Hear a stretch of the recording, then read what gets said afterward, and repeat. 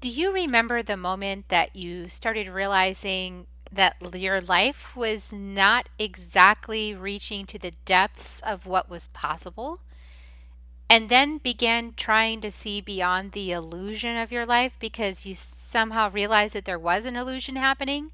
Well, today's guests, Tim Howe and Tianna Roser, are here to share their own stories about moving beyond the illusion and stepping into that other side of the veil that we love to talk about week after week on this show. Join us to hear more. Soul Nectar Show. The Soul Nectar Show. You're invited, delighted to discover who you are. Anything is possible if you believe. So join us on this beautiful journey. Soul Nectar Show. Soul Nectar Show. Hello and welcome to another episode of Soul Nectar Show, that show where we talk about all things essence, where we gather around the campfire together and we share our stories of connection to that which is bigger than us, to the great mystery beyond the veil, to that man behind the curtain or the woman behind the curtain that's making all of this happen for us, through us, so that we can evolve our consciousness and learn about ourselves as part of an aspect of that divine one, that divine conscious being that we all are. And I'm your host, Carrie Hummingbird. I love having these conversations. Hummingbird came to me years ago to invite me to the mystical, to the magical, to beyond the veil, to a different interpretation of life beyond the mundane, beyond the sort of predictable format that everyone up until now has been trained that's the way to live. And then many of us have broken free of it, sort of like escaping the matrix and going, actually, there's this other whole way to live, which is super amazing, fantastical, way more interesting, way more alluring. And that's what we discuss on the podcast. So I'm glad that you're all here with us today. And today, of course, I have two amazing new guests with me. I've been on their podcast.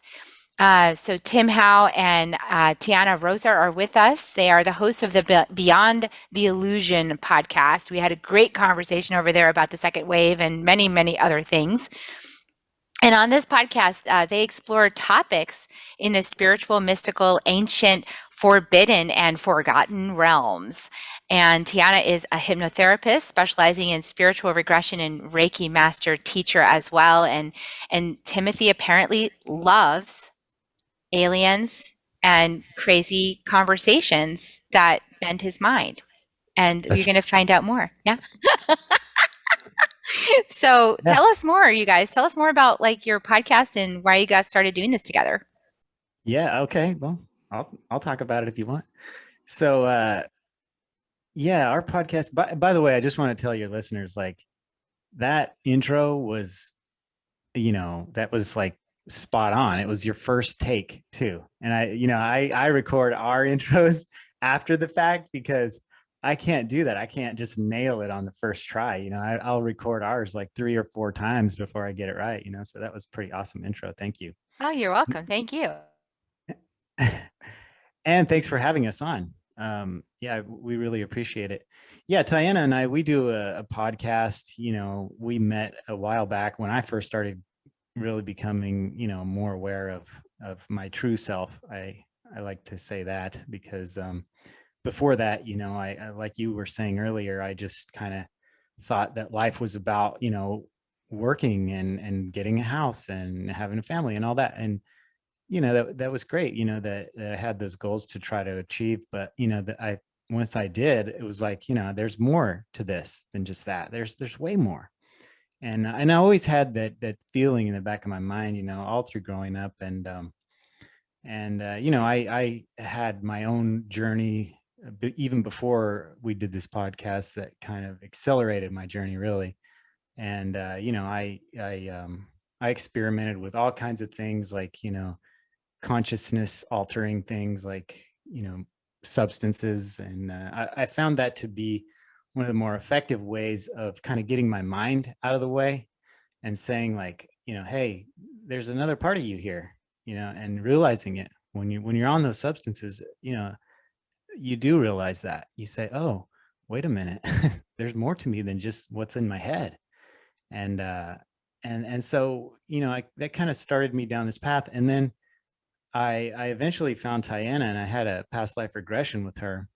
And that was just mind boggling to me, that there were these memories inside of me that I had no idea about until I went through this process. And it was a pretty incredible process. So,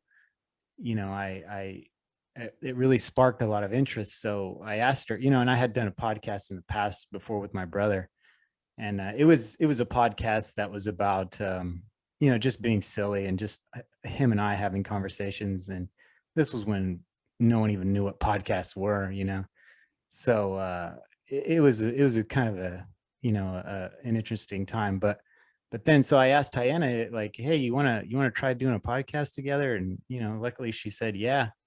And then she's the one that finds all the guests, because she's kind of tapped into this whole world. So really, for me, the whole experience of doing this podcast has been like a learning experience, because all these people that we talk to, they have all these different modalities and these different ways of living, and it's just been super eye-opening for me, and just kind of an amazing like learning opportunity, really. But yeah, Tianna, you want to go ahead and say something? Yeah. Yeah, my journey started earlier. I think, anyway, so we all have that same thing in common, where the thing that maybe the life that is shown to us that we think is going to fulfill us doesn't, right? There's like the American dream, or I don't want to say the American dream, because there's people listening from all over, there's just the dream, like Tim was saying, of like the house and a nice car, or the certain career, or X amount of dollars in your bank account, and then thinking like, oh, once I get that, life will be, peachy, and I'll feel complete. And then and then it doesn't. And so for me, that was getting the job, out of college that I thought I wanted, which was marketing. And and I thought I wanted to be, Miss Corporate Businesswoman, and then just getting in that environment, and it's just like really not knowing myself very well at that point, because when I look at it now, I laugh, like, how could I have even ever gone that route? Because it's so not me. But that's just like how much I didn't know myself. And I think that's pretty common. It's like we get so busy trying to follow whatever this, path is that's been laid out for us, and nowadays it starts even from maybe pre-kindergarten, right? Parents have the whole, oh, my kid needs to get in this good school and this thing. And then all of these activities are planned out so that then you go to the good college, and then you get the, the good internship, and that leads to the good job. And then you're on your way to the good career, to the good life. And so, that's pretty much like, what I was following. And then I got the job, and it just was really empty feeling. And I was really not happy, even though outwardly it was, successful. And that's real, that. And also, what Tim mentioned, as far as substances, like I had been in like sort of the rave scene when I was in college. And, I do credit, MDMA. I'm not saying that that's something that everybody should do at all, but for me, it was this feeling of oneness that I felt with that experience, that it sort of like awakened a memory within me, like, oh, yeah, this is how it's supposed to be, where it feels like everyone is loving and kind and non-judgmental to each other. And there's this connectedness to the sky, and to the music I'm listening to, and to other people. There's that oneness, and that oneness was kind of calling me to like a memory. And it was around that time that I, it's just, there's a whole bunch to it, but really like finally like found meditation, and then through meditation, connecting to, my divine self, and feeling energy, and going into past lives, and all of these things. I kind of had like, I joke, I had like the big knock you over the head spiritual experience, because that's what I needed to believe. Because I'm not somebody who will believe something because somebody else tells me. I'm not somebody who will believe something that I read in a book.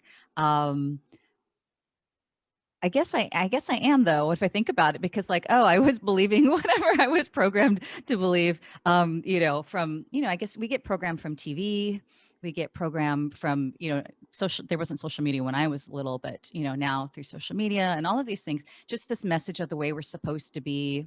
And so anyway, yeah, once for me, it was like this whole other world opened up, and the world went from black and white to color. And I was like, wow, oh my gosh, I want to live in color, because the world was feeling really flat and really empty. And now something was making me feel whole.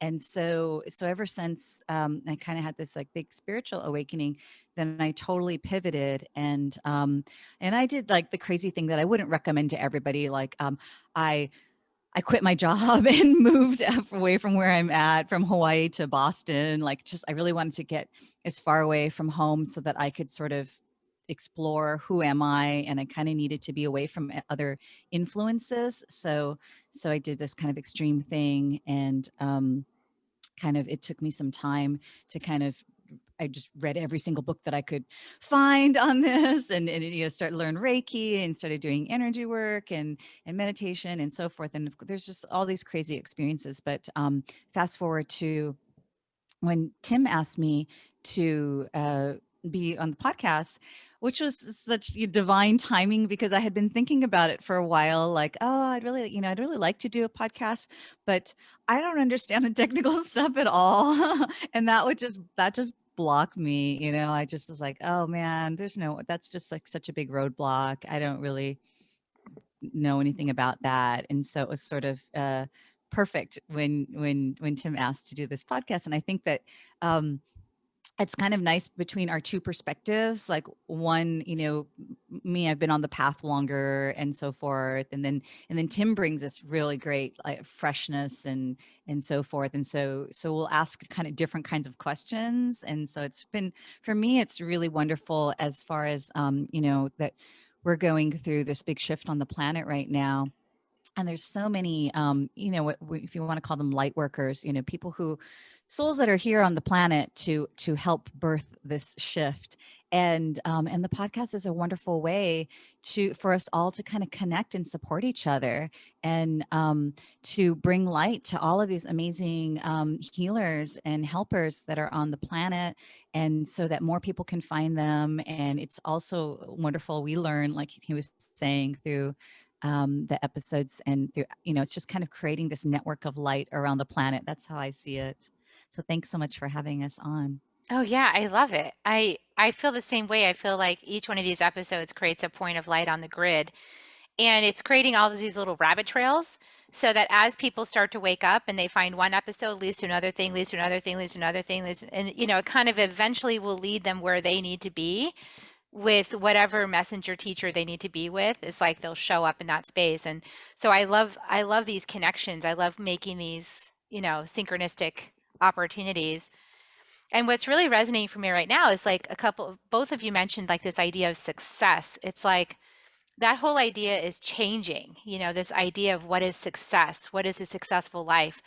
I will say I have a 21-year-old son and I have an 18-year-old son. And my 18-year-old son is more like, okay, I'll do the conventional path. And I'll enjoy it. And I'm going to go to college and I'm going to do this and that.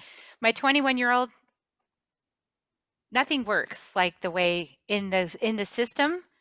If he goes the system in any way, it breaks. Like he's just like, well, got fired. Well, this didn't work. Well, I dropped out. Well, and it's like, I feel like I would call him a unicorn child. And I feel like we have all these unicorn children right now, and they don't fit in because they're not meant to fit into this paradigm. But it can feel so awkward, right? To like, where's my place in this world? That my place in this world isn't here yet because I'm here to create that. So it's so like monumental. I feel like I just see him, he's just sitting here like in his total knowing, no, that's not good for me to be in that environment. No, I'm not going to allow myself to be treated that way. No, I'm not subjugating myself that way. I see that everybody else is doing that and I'm not going to do that. And then the rest of us, older people, are kind of like, well, geez, are kind of uppity. Like, you're not going to like, subjugate yourself, like all of us did, So there's this strange, like, I find this strange place of the like this opening, like you were talking about, Tianna, with like the black and white world and then the color world. And I totally felt that same thing. So how do we, what do you guys see in that? And where do you see people like or messengers could be supporting that, this new generation? Well, sorry, I'm going to step in, Tianna. Yeah, I mean, having a daughter myself, I can relate to what you're saying exactly. Um, it was like for me, there was never even a question, like if you're going to go to college or not, or there was very little decision making left to the kids, right? Like we didn't have a whole lot of free will at that time, I think, at least in my family. And it was like, yeah, you're going to college. I mean, it wasn't even a question. And then I did, and I was like one of the first people in my immediate family to graduate from college. So, that was the push for my mom at least, and my dad. And now with my daughter, I honestly could care less if she goes to college, because I went to college, and when I got out, I thought it was going to be like the key to success, and now that I'm older, and I and I know what the real world is like, I know that college has very little to do with whether you're a success or not, and your own definition of success is really what matters anyway. But yeah, having kids, I mean, gives you that perspective, like, because you always kind of wonder, like, what are they going to do? Are they going to be okay? And they will. I think that you're right. The types of people that are coming into the planet right now are just so different from the people that are already here, that they're going to create a world that is almost unrecognizable to us, because we did that. No one could have predicted this kind of world that we're living in right now, just 50 years ago. They couldn't have. And that's what the kids will do. They will make something so different and so amazing that we can't even imagine it. So I don't have any worries or anything like that whatsoever. I know they're going to create a beautiful place, because we have, I think we don't give ourselves enough credit when we think about the kind of world we live in. It's, yeah, we have problems, but there have always been problems, and there probably will always be problems. But we have made this place into something really incredible, and we should remember that. And that's the way I look at it. And people try to take me off of that perception, and I don't let them, because that's the way I want to see the world, and that's the way the world is to me. So that's, I think, in doing that, that just living that, just being who you are, it really helps the younger generations more than anything you could say or suggest to them. Just being the best you can be is better than anything. And but yeah, I want to actually, before I let Tianna talk, I want to say something about what you said earlier about those little points of light, with the podcast, like when you're putting out an episode, it's kind of like leaving a trail. It's so funny, because I was having that exact same thought today, and I feel like my metaphor was a little different. I was like thinking that the podcast is kind of like if you were walking out on a trail, out in the woods, and then you came upon a stand, and the stand had like bottles of water and like granola bars and stuff set up. And I feel like that's kind of like our podcast. Everyone's on their own path, and if you come across our stand, it's there. You can just take a bottle of water, and it might have what you need. That's the, like, and I don't care like how many people find my podcast or listen to it. It's just, if that one person who needed it gets it, that's enough. That really is enough for me. And I've had so many people tell me, like, oh, your podcast changed my life. And I can't believe it. Like, it shocks me. Like, really? Like, I'm like, I don't even, like, that's not the intent really ever, but it does. And it's amazing. It's a really good feeling. I don't know if you get that with yours, Carrie, but I'm Oh sure you yeah. do. Hmm. Yeah. Definitely. It feels great. I mean, I do it because well, I do it because I have the inner calling. Like my inner self says, this is what you shall be doing. And so I obey that and I do it and I enjoy it. And I always learn from these conversations. And I personally enjoy being connected with other messenger people, because after having spent so much of my life isolated, like struggling through the mud of this human consciousness and lifting it by myself, apparently, to actually meet other people who were also doing that at the same time I was doing it on their own ways, it's like, Oh, I wasn't alone. Okay, cool. Because it felt like I was. Like it felt like I was all alone, like trudging through mud. And it's nice now to have this phase where we all get to connect with each other and go, hey, yeah, I was doing that too. Oh, yeah, my God, I was working on that too. Oh, I went right through that same thing. It's like, okay, cool. We've all been together this whole time. I just didn't have it in my 3D awareness. Yeah, and to tie those two threads that we were talking about together, so this that we're doing, this helps that younger generation, just us telling our stories and speaking our truth, and then, them realizing like, oh, it hasn't been a straight line from here to there. Like we all went through our own challenges of figuring out who we are and how to get there, and that's part of the normal process, and that's okay. And I think I'm not a parent, but I think like, not holding, like Tim was saying, like, oh, there was no question in my family, I had to go to college, like not holding like a rigid expectation on kids is helpful. Um, and then also if they're open to it, helping them connect to their own spiritual self, their own divine self, because ultimately that's our best compass for our life. And everyone's path is going to be different. But if you can connect to your own divine self, you'll be able to find your path and you'll have a trustworthy guide to get you there versus looking outside of yourself. And so what we're doing, we're all helping people connect to that divine self and become empowered in that. And I'm very excited just about, and we talk about this on the podcast a lot, just younger and younger people coming, people are waking up, souls are waking up earlier, like these, I like what you call the unicorn children. Yeah, I think these are advanced souls that came in, particularly to be here on the planet, like you said, at this time to create the new system, and we're there as well to help create and birth a new system that's more aligned with our true selves, and being empowered and living from our heart and being balanced between our mind and our heart and being balanced between being human and being good stewards of the planet and all living things that are on the planet. And so yeah, we can kind of just share our stories and be there to, for support if they want it. But it's true, we do all kind of have our own individual struggle. That's part of becoming the butterfly, right? So people have to go into the cocoon and flap and learn how to develop those wings so that they have strength. I can just remember from my own guide, like being in, like a dark night of the soul. And then, kind of like, why does it have to be so hard? And asking that. And then my guy just kind of, very compassionately telling me, because I was like, oh, my friends have it so much easier. And he kind of gave me a message about, you look at them living their good caterpillar life, but you didn't want to be a caterpillar anymore. You wanted to be the butterfly. And this is the process that you're going through to be the butterfly. So, that's what you chose. And it's true. And so, yeah, I think we just, keep speaking our truth, and hopefully, those who want will seek us out if we're helpful for them.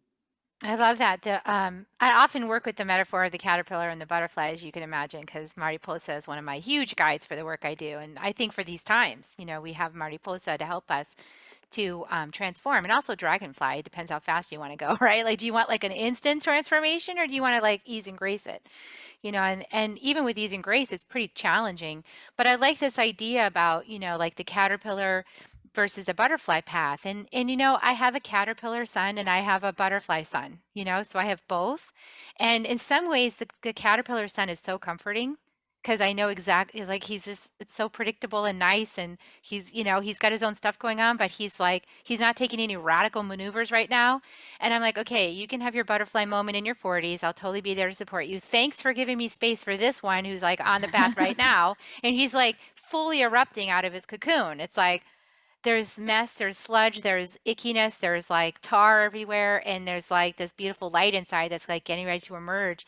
And for me, like with a caterpillar ex-spouse, like he doesn't understand because it doesn't match his definition of success, right? It matches no definition of success that he has in his little handbook for like how a child is successful. And I'm like, I'm rolling with it, you know? I just always have this faith in my heart. I just know it. Like I know it, like I know it, like I know it. Plus, I've had it confirmed like a bunch of different people. Thank God for people like you, Tianna, that like can tap into the beyond realms and things like that and go, oh, by the way, the message I'm hearing is your son is like a super ancient soul and he's here to do big work on the planet. So don't worry about all this mess right now. Thank you for this message. You know, I needed that like right about now. Deepak Chopra wrote that book, Seven Spiritual Laws of Success. And one of the ones that he spoke about was about Dharma, kind of whatever your life purpose. And he said that with his kids, he told them, it was very important for them to find their Dharma, and that don't worry. Of course, he's very successful. So he could tell his kids, like, don't worry, if you need, I'll always take care of you. But the thing I want you most to focus on is finding your Dharma, what brings you passion, what fulfills you, why do you think you're here on the planet? So he kind of gave them that safety net, but then they all ended up, like, of course, like being doctors or, being just kind of like, have these kind of positions that were very meaningful and helpful into the world, but he didn't put that pressure on them. Just, he kind of switched, instead of like, oh, I need you to be outwardly successful. It was like, I need you to inwardly find what fulfills you. And so I think that's a kind of a nice shift maybe for parents to kind of focus on, like, I just want my child to really find what fulfills them and to do that and be happy. And for each of us too, like anybody who's listening out there, like you're in the middle of the path, right? Like all three of us have done the path, like the one you were supposed to do. And it was supposed to be success that brought you happiness. And then you get there and you're like, this is very shallow. Where's the deep waters? Like there's just like, we're just going to go to dinner and talk about our dinner. Like that's the gig. We're going to go out for drinks and okay, Yeah. that's my whole life.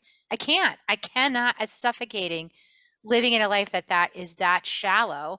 And so if you're kind of at that space, listeners, where you're like, I got to do something, let's hear some advice, some like words of wisdom or some encouragement or inspiration or whatever you guys want to share about that step, like, because that's a big step. That's a leap, right? Off a cliff.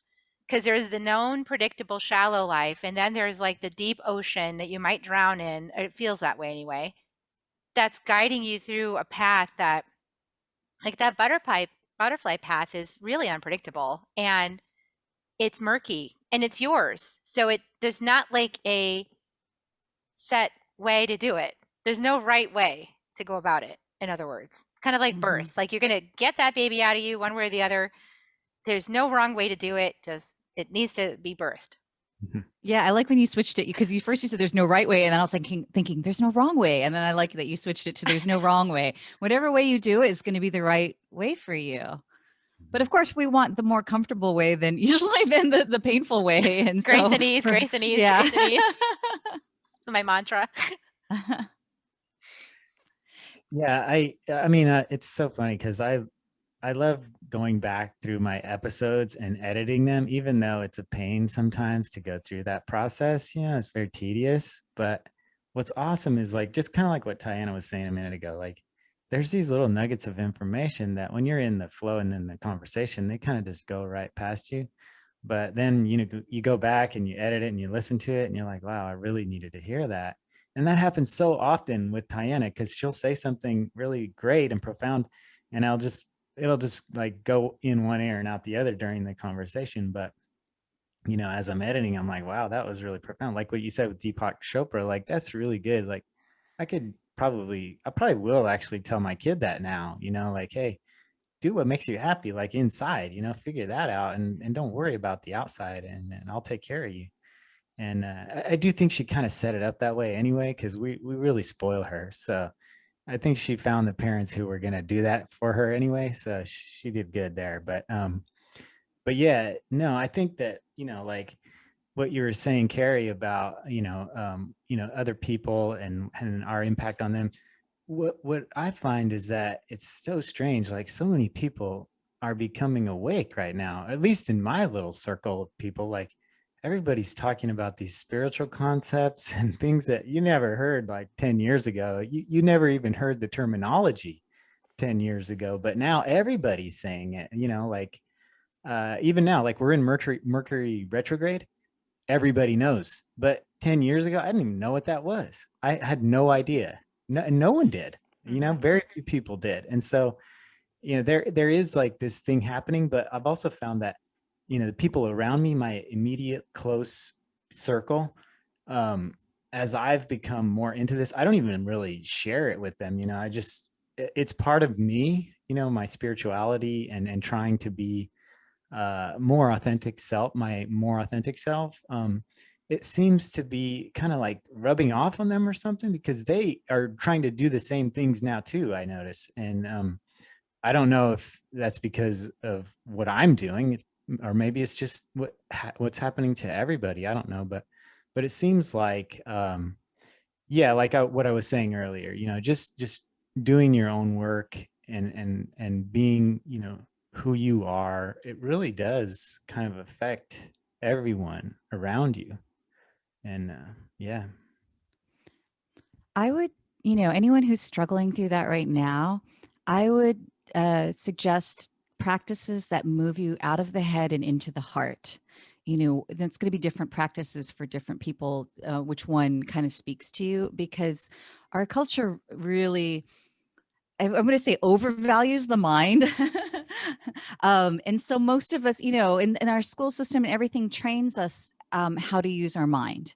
And so I'm not saying we should not have our mind. I'm saying like, okay, that's been overdeveloped. And then the other aspects of ourself have been underdeveloped. And so those parts need to be developed to have balance and flow. And so most of us, through the system, we've learned how to use our mind, but our mind doesn't bring us fulfillment and joy. And that's what so many of my clients come to me, midlife. They are successful. They know how to use their mind to achieve and get things that they want. And they are good at that. But they're not fulfilled.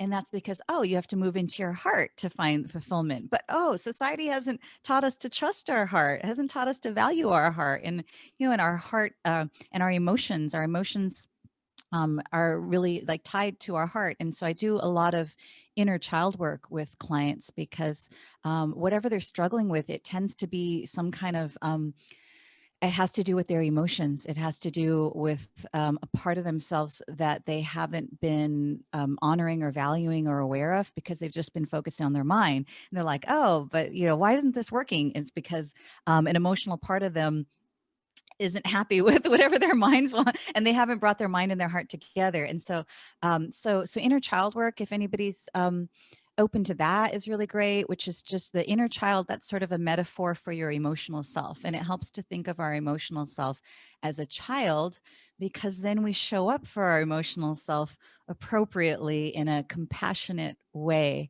This is how we want to learn to show up for our emotions, is in therapeutic terms we would say holding space, which is to be present without judgment and with compassion. And so just as simple as that sounds, it's really powerful healing to learn how to hold space for your emotional self, instead of what most people do, because we haven't been taught to honor and value our emotions, is push our emotions away or get so busy that we don't have to face our emotions, but that energy doesn't go away. And so if we have a lot of unresolved emotions, that's what clouds and muddies our inner knowing, our inner clarity of who we are and what we want. And so it's important to kind of do that kind of healing work with our emotional self, make friends with our emotional self. And then our emotional self, our inner child, is the part of us that knows what we're passionate about. If you think about a child, how excited they get. I feel very much like I'm very in tune with my inner child. That's why I get so excited about things. I've always been like that. I get very excited. But yeah, you think of a child, like, a child gets so excited.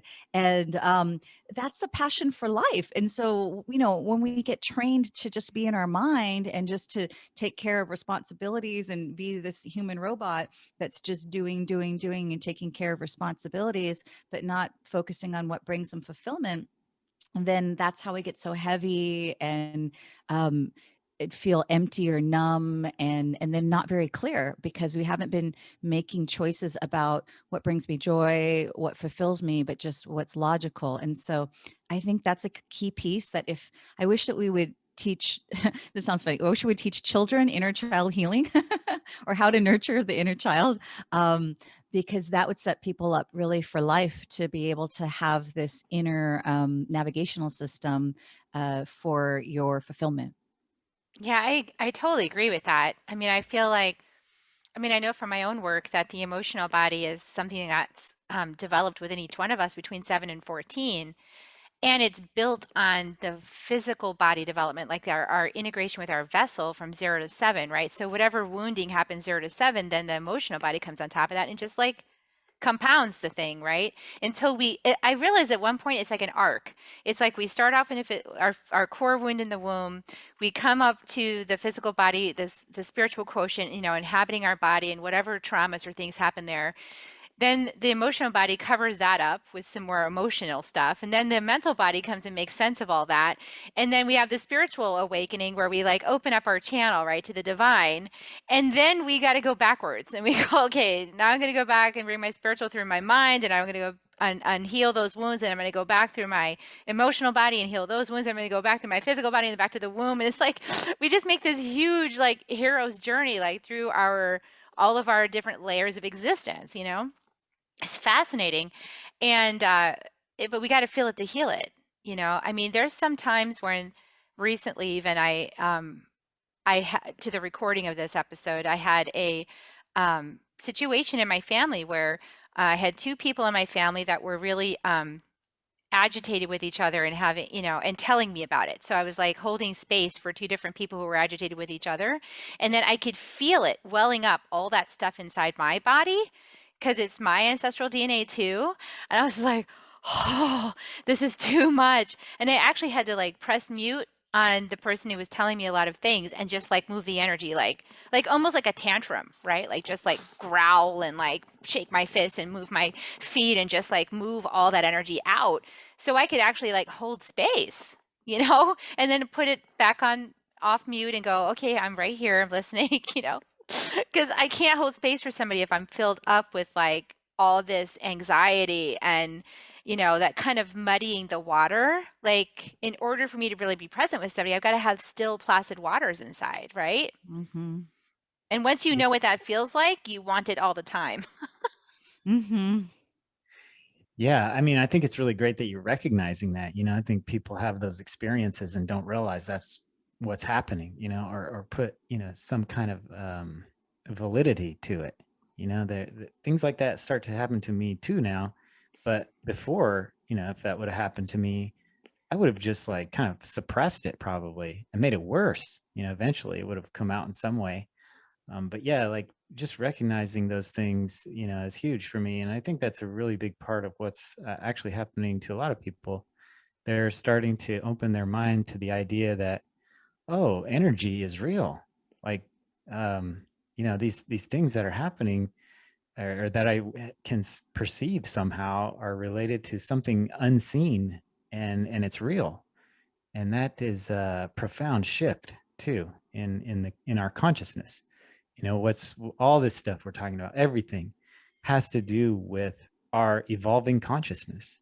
You can see it everywhere. You can see it in the news. You can see it everywhere you look. It's like, you see, it's like inclusive talk. It's like, it's just like this shift of awareness and consciousness.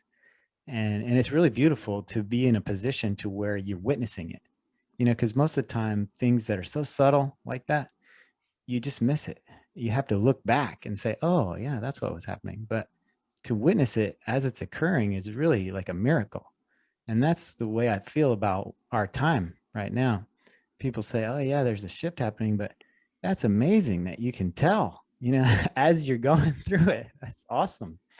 So yeah, that's a thing. I really got into this whole, after I met Tianna, it was weird because I started finding all these little, he's like all these synchronicities start happening, you know, and you recognize them. And then I came across this stuff called the law of one, and that's really like been the core of my spirituality really since I found this law of one. And I don't know if anybody out there has heard of this law of one, but it's channeled material from a group of beings that are extraterrestrial, and they contacted three people in the late 70s and early 80s, and they wrote these books purely from all this channeled material. And it's just mind-boggling. I mean, I highly recommend, if you're curious at all, just Google the law of one. And you know, that stuff really shifted me profoundly. You know, that just like opened my eyes to a whole different world of consciousness, for sure. You know, that really just like sent me, like, it put me on a rocket ship and just sent me, you know, into outer space. That's what it did. Yeah, for people who are not familiar, so the law of one talks about kind of these like two paths for our evolution. You can follow the path of service to self or the path of service to others. And you could go on one of those paths for a while, and you could switch as well. So I mean, there's different variations of that. But the way that they explain it, it really kind of, you know, when you think about how polarized everything feels right now in our world, how divisive or divisive it is.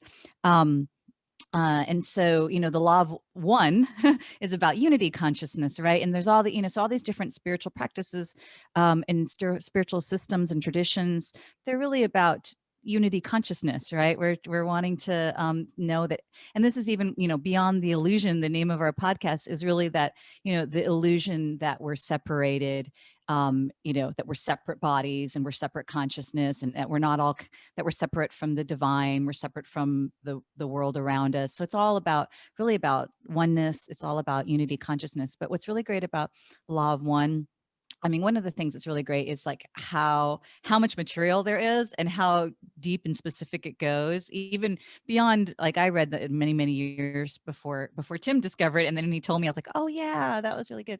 But the other thing I like is so this idea of service to self and service to others. Other traditions would call that good and evil. Service to self is evil, and service to others is good, right? But like, oh, how much judgment, and how does that keep us polarized, right? But instead, calling them service to self and service to others, you can just see how these two paths are different, and how, you know, some souls might be drawn to one path and some souls might be drawn to others. But finally, to like evolve high, like you can only take the service to self path so far, and then you're stuck, because the true reality is that everything is connected. So if you're just focusing on yourself, is like you keep focusing on the false illusion of being individual, versus service to others is like is connective and convergent. And so service to self can only take you so far, and then you're either going to stay stuck there until it's so uncomfortable, or you're going to choose to hop over to service to others, and then some other souls will, you know, be on service to others maybe the whole journey. But yeah, it's a really beautiful kind of different way of looking at it, that kind of takes a lot of that old judgment out, and kind of puts it in a new light. Plus it does have, Tim likes the, you know, the UFO and the aliens and all sorts of other things that are in there too, that explain, a lot of stuff doesn't explain that, but they have a perspective of explaining that. So I just wanted to share for people to, like, to know why Tim is so passionate about it. I also like it, but I haven't read it in many years. Yeah, thank Have you you read for them, Carrie? I have not read that one in particular. I did write it down. Lately, what I'm going to look at it. Lately, what I've been looking at is like, because you mentioned it was written like in the 70s or something. I would Mhm. call that like the first wave, right? So the first wave of getting things out there. And then we're in the second wave now, like we're building on what was already put out there. I just, somebody in another podcast was like, oh, have you heard about Grace Cook? Because she like channeled White Eagle teachings like in the like 1920. 1930. I was like, what? So out of London or something. So I actually found these teachings, and there was like this whole thing about the age of Aquarius in there.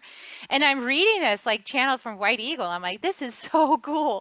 And it's like exactly what's happening right now. Like everything that's in there is what's happening right now. It's from like 1939. So there's like this, you know, to me that just like, brings home the point that we are in a we're in a multi-generational cycle of evolution. So we are evolving as a species. And yeah, it is about oneness, because you can't evolve in one lifetime, the space you want to evolve. Like it takes lots of generations to pull the human species up in consciousness. So we are by de facto working with our ancestors all the time. And while we are at the what I would like to call the tip of the spear, it's like we're the tip of the spear entering into the new earth, but that only because of all that came before. Like every ancestor that ever came before was working on some aspect of this human consciousness to put us at the moment where this is happening, and we're in the lifetime that it's happening. That's amazing. Yeah, I was really into Alice Bailey before, and she's probably like late 1800s, maybe 1900. And she talked all about ascension, which is basically the spiritual awakening, the evolution of consciousness that we're talking about. They were really like kind of difficult to read esoteric books, but so much truth. So like, yeah, there's been these writers like I went through a whole phase where those were the only kind of books that I wanted to read, were like the really old ones that have the Bible thin or the medical book thin pages, and then the cover is just like got the words, and it's navy, and it's just got words and no images and anything. I was like, yes, this is the ancient truth. But but actually there's, I mean, people tapping into it all in modern time.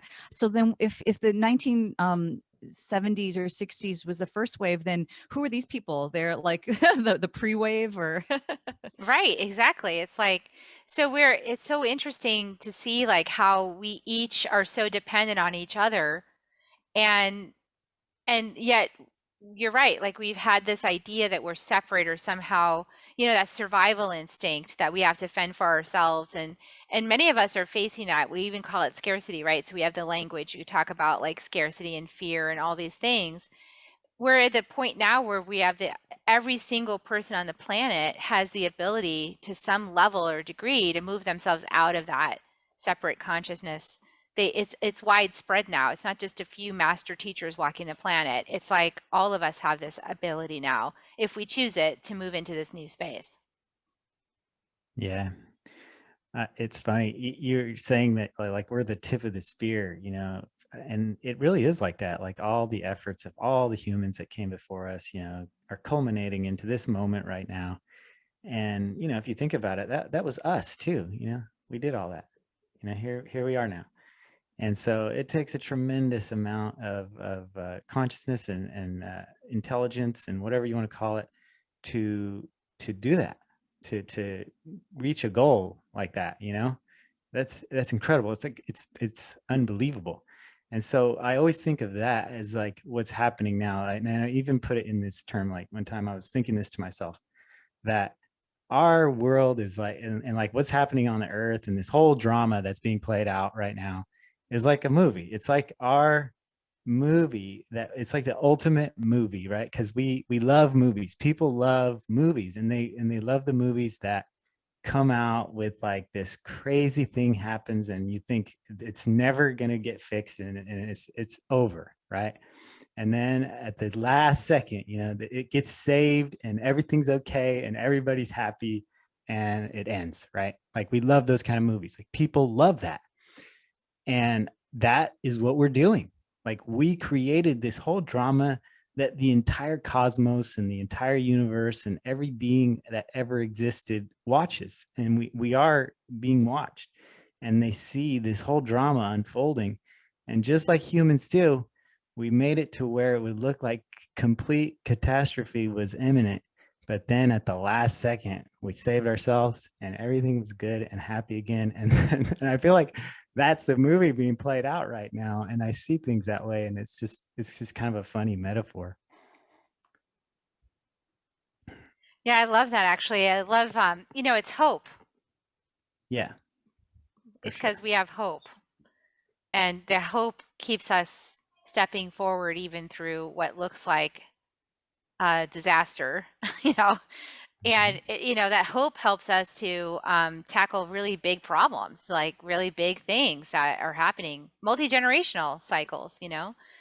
So it's that I think it's that hope that pulls us forward, and I would say that's a key ingredient for every person. I had this realization that really what's happening is that each of us is getting reconnected back with Mother Earth, and like the awareness of our connection with our master teacher planet that's got us right here, right now, this planet that birthed this human species. And really all that needs to happen is we all just need to get connected back, because once we hear it, we'll know what to do. Like there's no more mystery, in terms of like what's the next step. It's really clear when you're connected in what your next step is and what role you play. So really, like, the big gig right now is clearing the clutter that obscures that signal. Mm-hmm. Yeah, not believing that, illusion that we're separated from the truth. Like we all have, we don't need to, the truth doesn't come from outside sources, that we all have that within ourselves. Yeah, I like you said, how you said clear the clutter, because people don't believe that they are connected to that truth because of the clutter. And so, and then when you realize, like, yeah, it's not fun to clean out my closet, but it does feel really good once it's cleaned. And if you know what it's like, or if you've ever, if you can see the bigger picture of like, okay, but this is what my closet's gonna look and feel like once I take all this garbage out, and then you're willing to keep going, because yeah, clear the clutter. That doesn't often, that's not very, I mean, maybe for some people that's fun, but for most people it's not going to be fun. But yeah, that hope is kind of like, oh, I can see the picture of what this space is going to look like after, and so I'm willing to do this work right now to get to that place. And so I think that's like what a lot of us that are, but again, I don't know. I feel like the light work, I think there's probably a, other better term for it, or not, but that's just the one I'm using. Those of us that think, that feel like, oh, I'm a light worker, I want to be on the planet to, serve the good of the whole. We're master clutter clearer. Yeah. Well, Not the garbage people, the garbage men. I mean, exactly. I did this interview with Shaman Durek like years ago, and he said we're all janitors, basically. Like the light workers are actually janitors. We're here to like clean up the mess, and really it's like because we are raising the consciousness of ourselves in all these generations, and this is like I said, a multi-generational process, right? I mean, it didn't take us alone. We shifted out of scarcity and starvation and not having any food on the table and being afraid for survival. We shifted out of that. Now we have material security. Most of us on the planet have some access to some material security. We'll have some food or shelter. So now it's the next step, right? It's like, all right, let's move beyond that limited thinking, and let's be like for everyone having food and shelter, and for everyone living their life's purpose, and for it being whatever it is for them, and and let them follow their own path, like you said, connect with divine source and acknowledge that there's something larger that we're all part of, that's guiding us each individually, and it's correct, even if it looks like a hot mess to you or me as a mom. It's totally correct. Yeah, beautiful. Well, what a great conversation. I know that on your podcast, there's all kinds of conversations like this that happen every single week, right? So, how can people get to know more about you? I know that I can definitely put a link to the podcast, Beyond the Illusion podcast.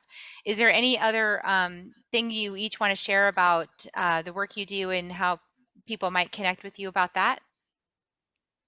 I can just briefly say that, yeah, I have a website, awakeningtransformation.com. And whether, it's people that are in the Austin area, or also I work virtually with hypnosis and energy healing and different workshops and training. And so, and then I have a couple of groups, like a Facebook group and a Telegram group. So all of that can just be accessed through the website, and I would love to hear from anybody. Beautiful. Yeah, and for me, just go to the website beyondtheillusionpodcast.com, and there's lots of really interesting and fantastic people that we've talked to on there. So that's really where everything is. Yeah, Awesome. check out the episode with Carrie on it. Yeah, I'll put a link to that in the show notes. Well, perfect. So, okay, everybody, you know, this is the time of the show where I ask you if you enjoyed this conversation, find it in your heart to take a minute and give us a 5-star rating if you feel it deserves that over at iTunes or YouTube, wherever you found the podcast. And, you know, and share it out. Send it to somebody or share it on social media, or just share it, because this is how we create those points of light. You know, this is how we help people to get connected with the piece of information that they need. I mean, this episode might lead to the Beyond the Illusion podcast, which leads them to exactly the episode that they needed to uncover or reveal something that's in their life that they need that information. And so we never know like how the synchronicity is going to connect. So you can be part of that synchronistic engine by rating and liking and subscribing and all that kind of stuff. So thank you for doing that. And now we're going to give you kisses. You guys want to join me in giving kisses to everybody? Sure. I've never done that. All right, here we go. We're just going to give kisses, Reiki kisses, love kisses. Okay. Mwah. Big slobbery dog kisses to everybody out there. Love you so much. And we'll see you next time on Soul Nectar Show. Bye for now, everyone. If you found even one gold nugget in this episode of Soul Nectar Show, will you do us a favor? Will you subscribe, like, and share this episode? Maybe even write a comment and let us know what you thought about it. We really, really want to engage with you at a much deeper level. Let's be part of community together. Have a great week, everyone. Bye for now. To dive in deeper to nourishing conversation, visit soulnectar.show.